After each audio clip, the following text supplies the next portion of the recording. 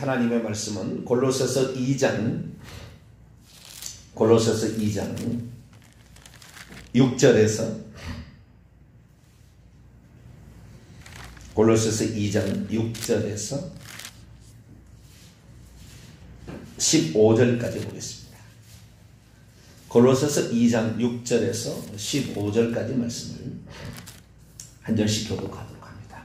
그러므로 너희가 그리스도 예수를 주로 받았으니 그 안에서 행하되 그 안에 뿌리를 박으며 세움을 받아 교훈을 받은 대로 믿음에 굳게 서서 감사함을 넘치게 하라. 누가 철학과 헛된 속임수로 너희를 사로잡을까 주의하라. 이것은 사람의 전통과 세상의 추동학문을 따르며 그리스도를 따름이 아니니라. 그 안에는 신성의 모든 충만이 육체로 거하시고 너희도 그 안에서 충만하여졌으니 그는 모든 통치자의 권세의 머리시라. 또 그분 안에서 너희가 손으로 하지 아니한 할례를 받았으니 곧 육의 몸을 얻는 것이요 그리스도의 할례니라. 너희가 세례로 그리스도와 함께 장사되고 또 죽은 자들 가운데서 그를 일으키신 하나님의 역사를 믿음으로 말미암아 그 안에서 함께 일으키심을 받았느니라. 또 범죄와 육체에 노하여 죽었던 너희를 하나님이 그와 함께 살리시고 우리의 모든 죄를 사하시고 우리를 거스르고 불리하게 하는 법정으로 쓴 증서를 지우시고 제하여 버리사 십자가에 못 박으시고 통치자들과 권세들을 무력화하여 드러내어 구경거리로 삼으시고 십자가로 그들을 이기셨느니라. 아멘. 기도하겠습니다. 거룩하신 하나님, 우리가 대한민국에 살고 있다는 것 수십 년 전만 해도 일제 미제가 좋다는 얘기를 했으나 지금은 전 세계에서 한국제가 좋다고 합니다. 그러나 과연 우리 후손들에게 이란 말을 물려줄 수 있을 것인지, 우리가 이 시대 가운데 부름받은 자로서 대한민국을 살려야 될 사람들인데, 예전에는 기독교인 적었어도 새벽마다 기도했던 이 나라 민족이었는데 젊은이들 누가 나와서 새벽 기도하며, 어른들이 되어서도 얼마나 새벽에 나와 기도합니까? 하나님, 우리가 더욱더 정말 주님을 간절히 찾고 찾아 모든 조건이 우리 주님께 있음을 알고 세상이 타락해도 결국에 깨어날 수 있도록 우리가 기도하는 자가 되기를 소망합니다.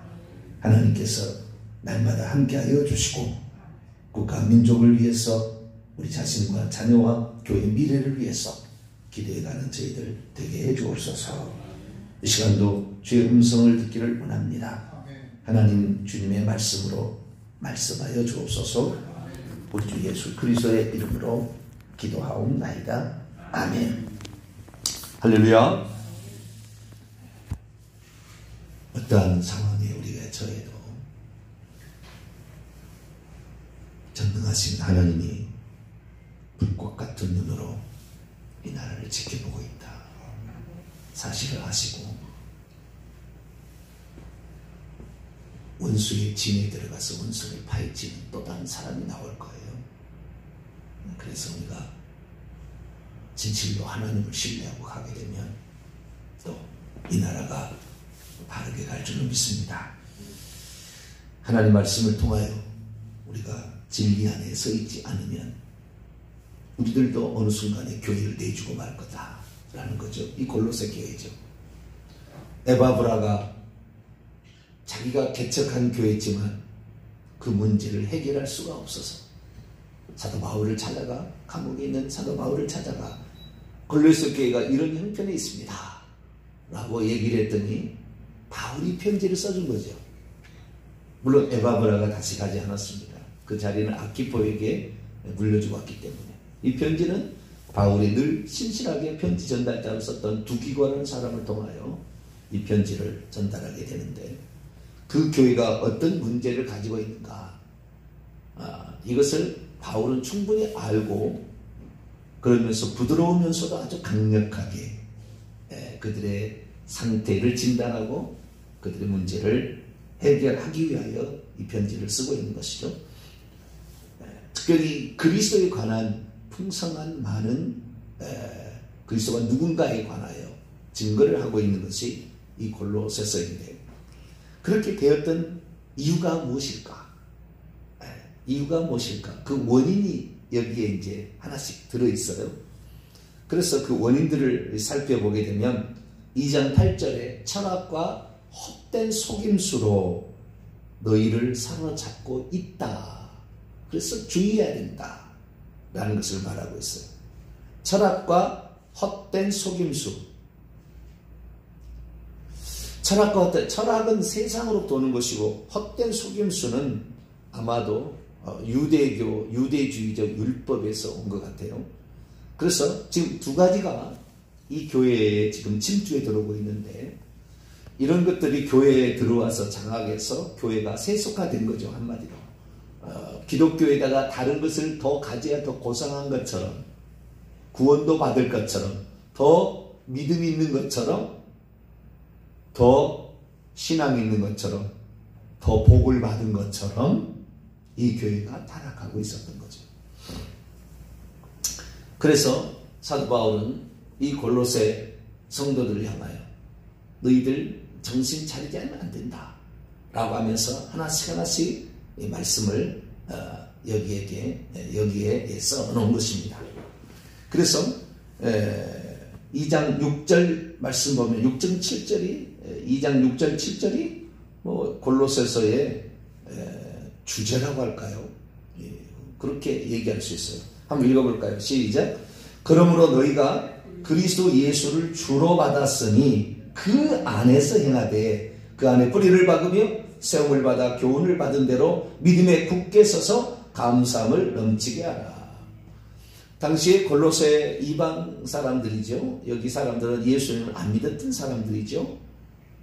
그런데 이 사람들에게 너희가 그리스도 예수를 주로 받지 않았느냐? 에바브라를 통해서 이제 전도를 받았겠죠.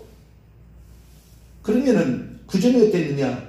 구전에는 주님이라는 말을 그 로마의 황제들에게 쓴 거예요.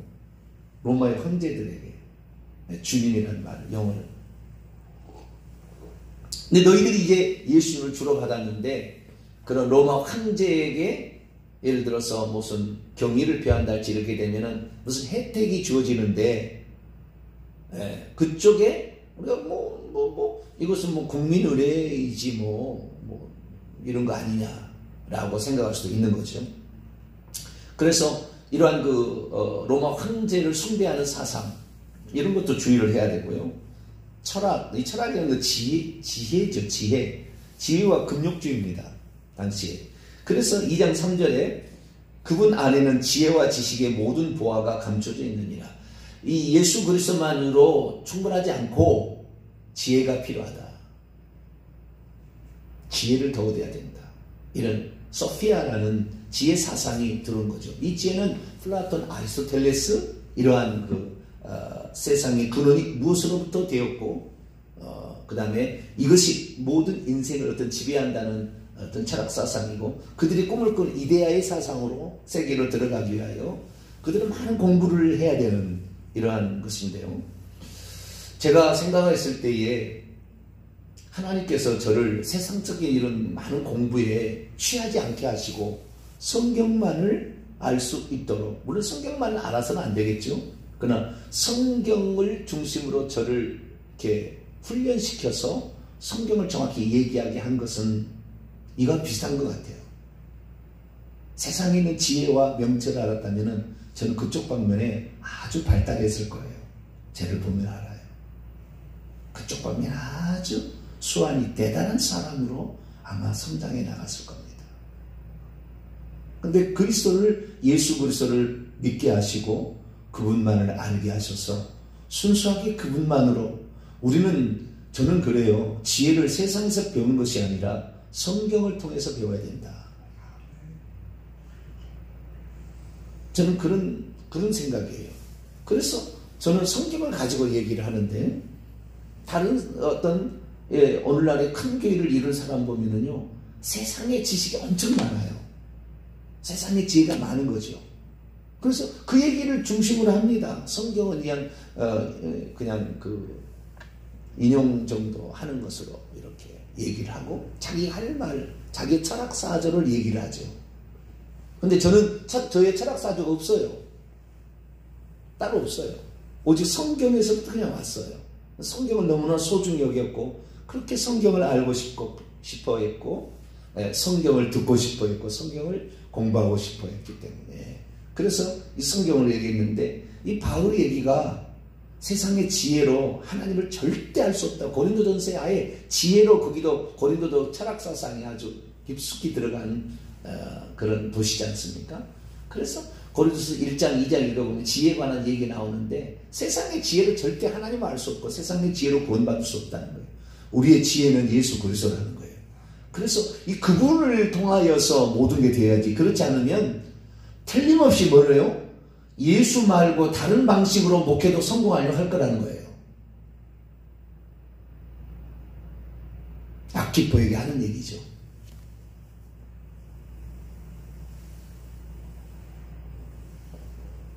교회도 세상적인 방법을 갖다가 써서 이렇게 해야 된다는 거예요. 물론 세상적인 것이 모두가 나쁘다 말할 수는 없어요. 그러나 그 중심이 어디 축으로 흔들렸느냐에 따라서 생각이 달라진다니까요. 저는 오직 그리스도밖에 없어요. 여러분 들어보지 않으면 오직 그리스도밖에 없어요. 오직 성경밖에 없어요. 그러니까 여기에 나와 있는 진리를 순수하게 얘기해낼 수가 있는 거죠. 300년 그때의 가장 혁혁한 가장 교회에서 공식적으로 이단으로 정죄했던 아리우스가 이 본문을 골로새서를 가지고 이단이 나왔는데 해결이 안 돼요. 그때 당시도 쉽지 않았어요. 이게 명확하게 이것이 이것이다라고 말하는 사람이 많지 않았다는 거예요. 그렇게 많은 교우들 후손들이 있었지만 없었다는 거예요. 그래서 이 지혜 사상 이것도 들어와서 교회를 그리스도 말고 그것도 배워야 된다는 거죠. 그래서 그것이 더 고상하다는 거예요.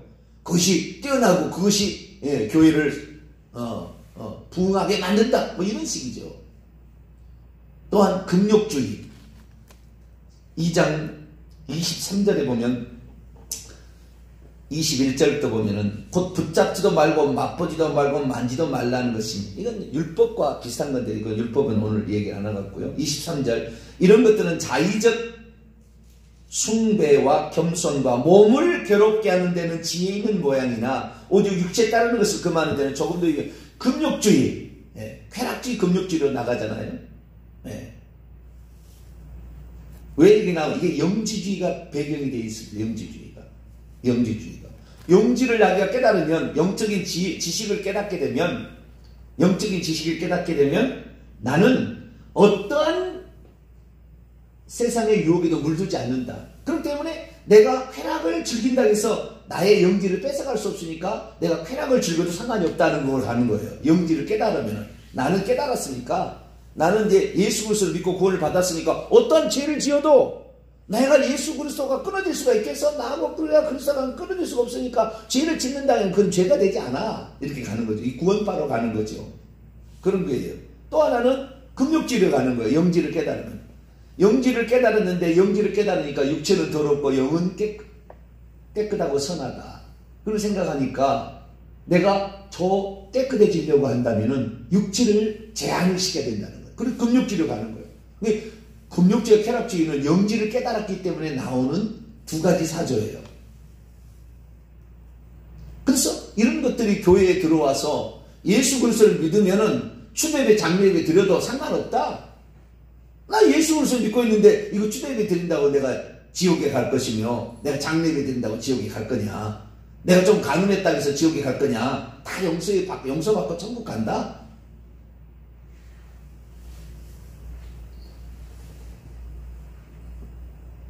오늘날의 구원파가 이런 영지주의, 신영지주의죠. 쉽게 말하면. 나는 구원 받았는데, 이미 구원 나는 천국 갈 사람인데, 이미 정해져 있는데, 어떻게 살아도 무슨 상관이 있느냐는 거죠. 이런 것들이 교회에 들어와서 벌써 두렵고 떨림으로 구원을 이뤄가야 될 그 사람들의 정신 상태를 해이하게 만들고 있었다는 거죠. 뿐만 아니라 천사 숭배는 이 유대교에서도 있었고 그 다음에 세상에서도 있었어요. 2장 18절 보면 아무도 꾸며낸 겸손과 천사 숭배를 이유로 너희를 정죄하지 못하게 하라.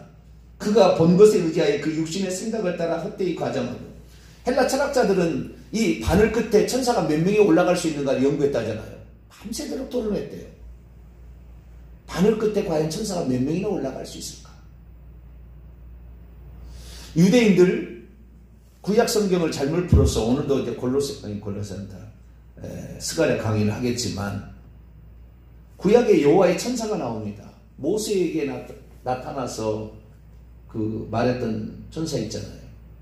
그 여호와의 천사인데 그 여호와가 나중에 얘기하죠. 신발을 벗어라. 천사의 얘기 아니고 천사의 입술을 통하여 하나님 말씀하는 건데, 그래서 그런 걸 전부 다 어떻게 푸느냐, 전부 성육신하기 전에 그리스도라고 풀어나갑니다. 즉 우리 개신교에서는 그렇게 부르는데 유대인들은 그 여호와의 천사를 그렇게 뛰어나게 보는 거죠. 인간보다 훨씬 뛰어난 하나님과 같은 존재로 봐버려요. 그래서 천사를 숭배하는 거예요. 천사를.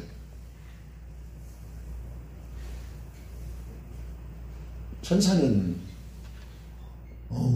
하나님의 종이고 천국 가면 영원히 우리의 종이 될 존재예요. 천사는 우리가 뭐 명령할 수는 없지만, 지금에 살아서 우리가 죽어서는 우리가 명령하지만 지금 우리가 명령할 수 없고, 천사는 뭐 명령하지는 못해요. 사실은 하나님께서 하나님의 말씀을 순종하는 존재니까. 그런데 그 천사를 아주 높이게 되는데 그리스도보다 더 높이는 거예요. 그러니까 여기 1장 16절에 만물이 그분에게서 창조되되 하늘과 땅에서 보이는 것들은 보이는 물체지만 보이지 않는 것들이 천사인 거죠. 이 보이지 않는 계급이 있는데 왕권들, 주권들, 통치자들, 권세들 다 이것들이 그분 안에서 창조가 되었다. 그리고 2장 10절 말씀 보면 너희도 그분 안에서 충만하게 되었으니 그는 모든 통치자와 권세의 머리다. 이 통치자, 권세 다 천사의 계급인데 이런 것의 머리가 그리스도다. 그래서 그리스도는 천사하고 비교가 안 되는데 이 천사를 엄청 높이는 거예요. 우리 지금 이 개신교 쪽에서는 구약의 여호와의 천사를 하나님께서 여호와의 천사를 보내서 하나님 말하게 하는 것을 그렇게 해석을 안 하고 그리스도가 아직 육신이 있기 전에 오신 제2의 하나님이라 이런 식으로 표현합니다. 스가랴서든 에스겔서든 그 여호와의 천사를 그렇게 다 표현해요. 구약 성경에 나와 있는 이 여호와 천사를 다 그렇게 표현하는 거예요. 그 천사를 신적 존재처럼 천사의 말을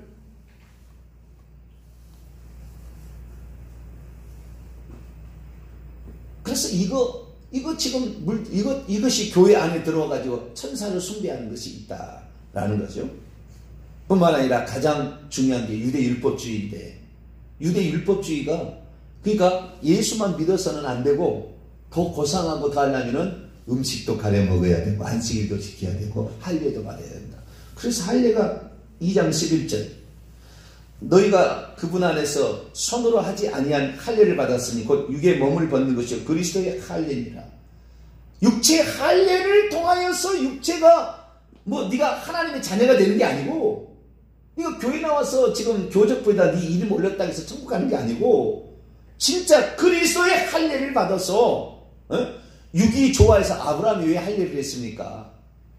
하나님의 뜻과 하나님의 때를 기다리지 못하고 자기가 육체를 통해서 써서 자식을 낳으려고 그 꼬치를 이용했기 때문에 꼬치 끈을 자르라는 거 아니에요. 너가 다시는 네 고집대로 네 생각대로 하나님 뜻을 이루겠다 하지 마라. 너는 하나님께서 하고자 하는 그 방식과 그 말씀에 따라서 순종할 수 있도록 그 때를 기다려야지. 네가 그러지 못한다. 결국에 이 할례가 무슨 신령한 은혜를 주는 것처럼 착각하는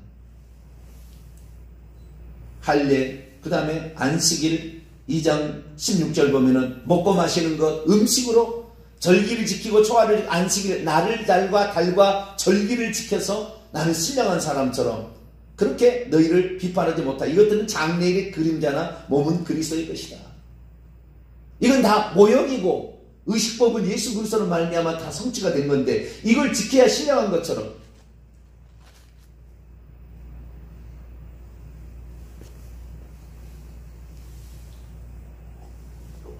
제가 하는 말도 잘못 들으면 그렇게 들을 수 있어요. 새벽기도 나오라니까 새벽기도 안 나오는 것들은 이런 것들은 사람도 아니다. 이제 그렇게 생각하는 거죠. 왜? 그리고 나오면은 나는 사람이어야 너는 사람도 아니여. 이렇게 생각하는 거예요. 새벽기도 뭐 때문에 나오는 건데 그게? 우리의 영혼을 살리고 이 국가 민족을 위해 기도해야지요. 누가 기도하겠어요? 우리 후손을 위해서 기도해 줘야죠. 우리만 받아 먹고 끝내버려요? 새벽기도 나오면서 무슨 벼슬 하는 것처럼 우리는 사실 우리의 영혼을 위해서 그러는 거예요. 결국에 우리가 자랑할 게 아니라고요. 내가 거기 하나의 미랄이 된 거에 대해서 하나님께 감사할 일이지 떠벌리고 자랑할 것이 아니에요.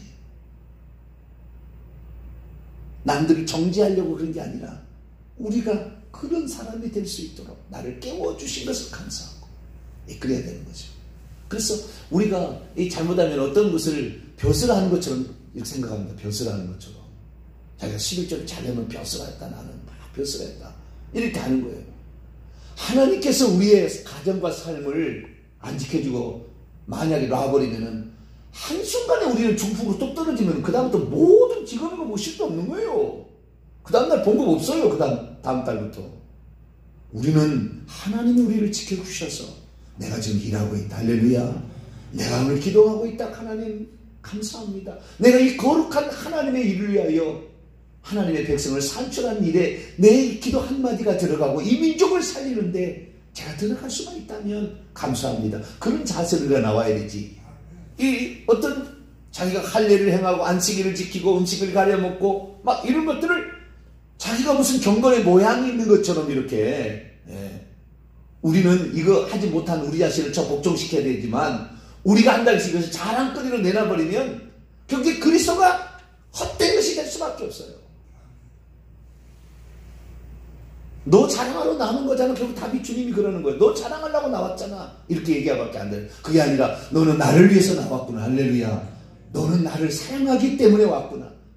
너는 정말 내 생각과 내 시선이 맞춰져서 내 마음을 알고 나를 시원하게 해주기 위해서 왔구나. 이 돼야 되는 거죠. 그런데 골로새 교회 어느 때 외식으로 물이 들어간 거죠. 외식으로 물이 들어가고 있었던 거죠. 우리가 그리스도를 알고 그래야 많이 흔들리지 않기 때문에 많이 되어서 오래돼서 그리스도를 아는 것이 아니라 내가 그리스도를 사랑하고 이분이 나의 구원자니까 흔들리지 않기 위해서 다른 격가지에 속아 넘어가지 않기 위해서는 이분이 누군지를 알아야죠. 바울은 2, 3년밖에 되지 않는 골로새 교회를 위하여 이 편지를 이 심오한 편지를 써보냈어요. 우리가 그리스도를 모르고 성경을 모르는 것을 하나님께 회개하고 주여 내가 그리스도를 더 얻을 수 있도록 해달라고 기도하는 게 중요한 거지. 무슨 신학자냐? 신학자는 덜 할 얘기다. 뭐 골로새에서 교인들이 다 신학자입니까? 왜 그런 일을 사도 바울이 이렇게 썼겠어요? 제가 하는 말은 그냥 한 말이 아닌 것을 나중에 알게 될 거예요. 우리는 그리스도가 중요하다. 이분 위에 다른 것을 첨가하거나 부가함으로 말미암아 결국에 그것이 자기의 자랑거리 되고 위선이 되고 혼합주의가 되고 그것 말고 다른 것을 더 중요하게 여기는 그런데 그러지 말고 우리는 예수 그리스도만이 나의 주 나의 구원자. 그분이 모든 것, 그분이 머리, 그분이 나의 구세주, 그분이 나의 죄를 용서해주고 그분이 나를 천국에 데려가고 그분 없이는 나는 안 된다. 오직 예수 그리스도만을 뿌리를 내리고 그분만을 따라서 쫓아가는 저와 여러분 되시기를 간절히 바랍니다. 거룩하신 하나님, 골로새 교회가 탄생한 지 얼마 되지도 않았지만 벌써 세속화가 진행되고 있었습니다. 하나님, 하물며 기존 교회에 유전과 전통이 있는데 어떻게 교체가 되겠습니까? 동탄명수교회처럼 없는 교회를 세워야 오직 예수 그리스도만을 성경만을 얘기할 수 있기에 부족한 종, 또 우리가 같이 부족한 사람들을 들어 쓰는 줄로 믿습니다. 변질되거나 세상의 타락, 세속적인 것들을 갖다가 교회에 적용하기 전에 내가 하나님을 얼마나 예수 그리스도를 붙잡고 있는가 생각해서 조심하고 오직 그리스도만을 나의 주로 받아서 그분 안에 뿌리를 박으며 세움을 받아 믿음에 굳게 서서 감사함으로 우리의 사명을 완수해가는 저희들 되게 해 주옵소서. 우리 주 예수 그리스도의 이름으로 기도하옵나이다. 아멘.